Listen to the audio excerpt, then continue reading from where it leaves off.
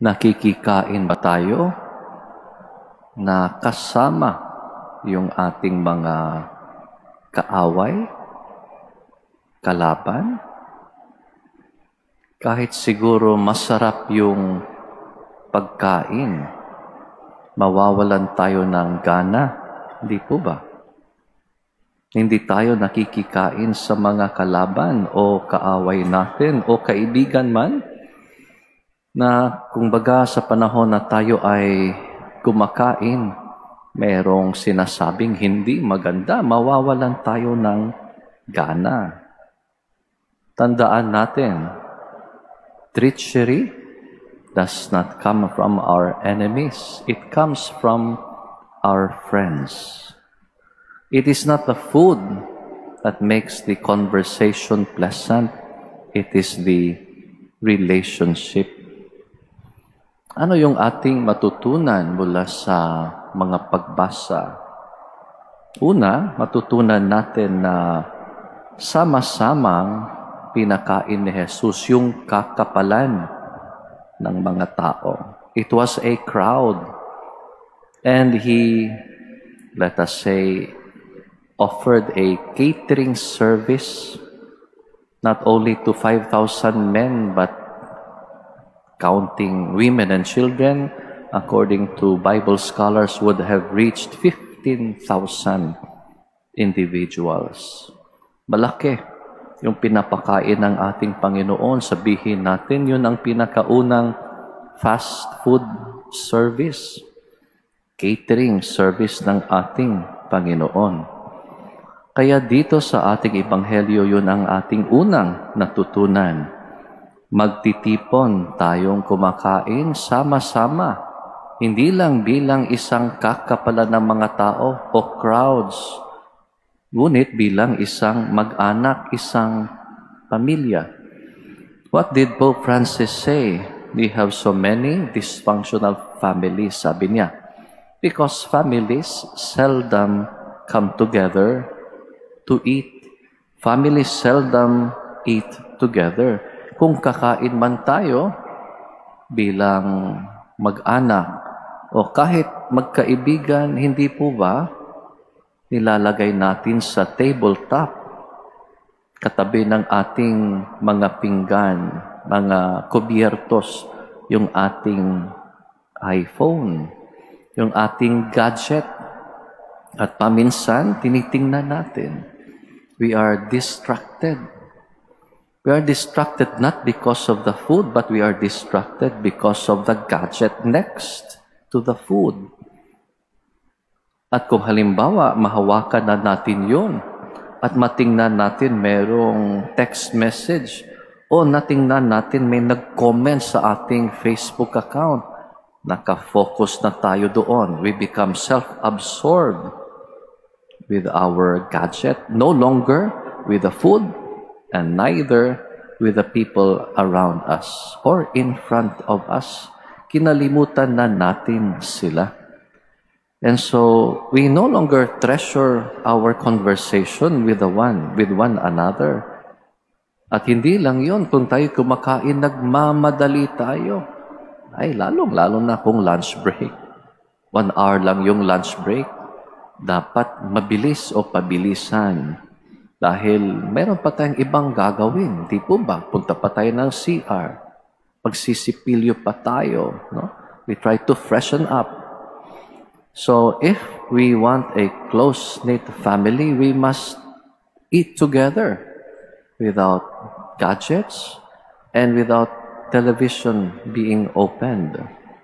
It is true that a family that prays together stays together, but it is also true that a family that eats together stays together. Ano bang mahalaga sa pag-uusap?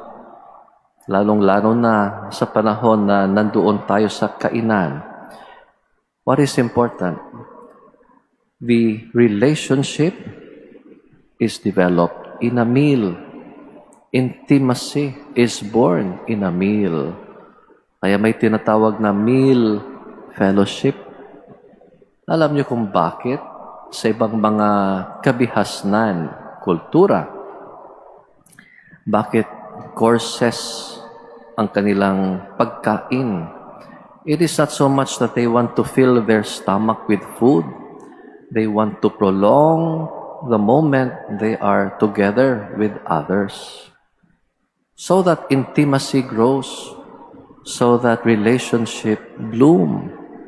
Hindi po ba kung meron tayong magustuhan o tao man, o meron tayong kahilig sa kanya, pagkiling sa kanya, we would invite that person, "Oy, magkape muna tayo," o "Kain muna tayo." We would invite that person to a dinner muna tayo, Father.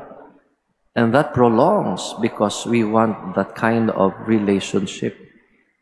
And because of that, there is nothing more intimate than a meal relationship. But other than that, notice this one. Sa loob ng 9 na buwan, nandoon tayo sa sinapupunan ng ating mga nanay. We literally eat their flesh and drink their blood.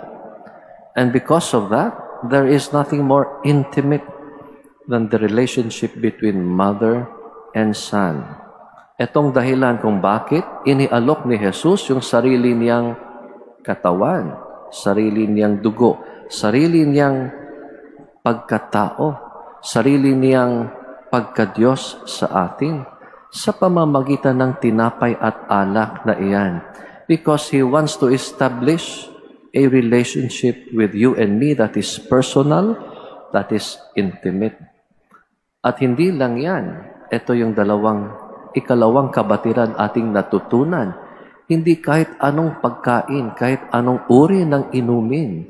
Kaya ayon sa unang pagbasa natin, ang ibinigay ng ating Panginoon ay yung pinakamasarap na pagkain, pili-piling inumin, choicest food, best drink. At ano yon? Yung katawan at dugo ng ating Panginoon. So by this gesture, our Lord is offering Himself the choicest food and the choicest drink.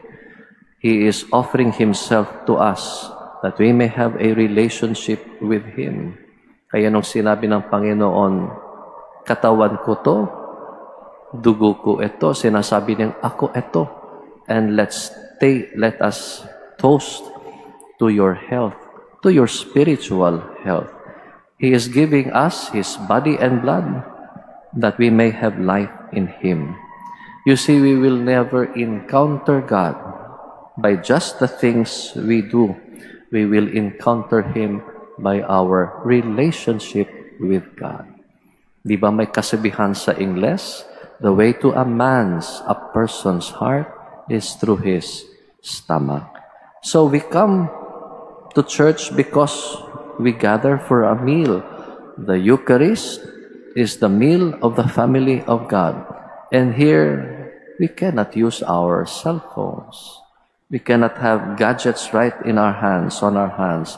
We put them on silent mode. We turn them off. And we focus in our conversation with the host of this meal, who is Jesus Himself. There is no fasting from healthy food and healthy drink at Mass. We focus on Jesus, whose body and blood is the finest food and choicest drink in the entire world. Ito yung ating baunin. Di po ba meron tayong grace before meal?